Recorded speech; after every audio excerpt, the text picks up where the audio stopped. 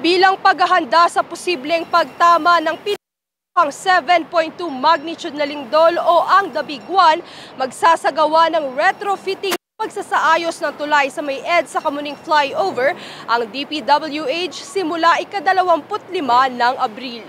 Paglilinaw ng Department of Public Works and Highways o DPWH na ang proyektong ito ay isa lamang paghahanda at hindi kinakailangan ng mangamba sa seguridad at kaligtasan.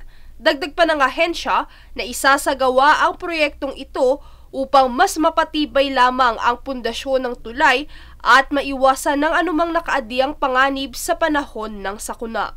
Kung hindi po natin ito aayusin, magkakaroon po tayo ng isang malaking pagsubok po para po sa safety ng ating mga motorista po na gumagamit po at bumabaybay po along EDSA. Ang retrofitting o pagpapatibay sa EDSA Kamuning Flyover southbound ay magtatagal ng 11 buwan kung saan sa bawat phases ng proyekto ay tatagal ito ng hanggang sa 12 linggo. Dahil sa posibleng pagbigat ng daloy ng trapiko, magkakaroon ng redecking o pagpapalit ng ruta ng mga sasakyan. At bilang alternatibong ruta sa panahon ng proyekto, ay maaaring gawing opsyon ng mga motorista ang mabuhay lanes.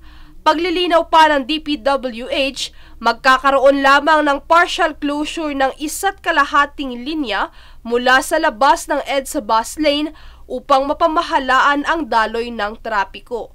Bukod dito ay may 16 ding concrete road reblocking project ang ahensya simula ngayong araw, alas 10 ng gabi hanggang ika-11 ng Abril ng alas 5 ng umaga. Samantala, ayon kay MMDA Acting Chair Attorney Romando Don Artes, tanging ang proyekto lamang ng DPWH ang kanilang papayagan ng 24 oras alinsunod sa mga petsang nabanggit ng ahensya. Princess Castro, nag-uulat para sa One Media Network.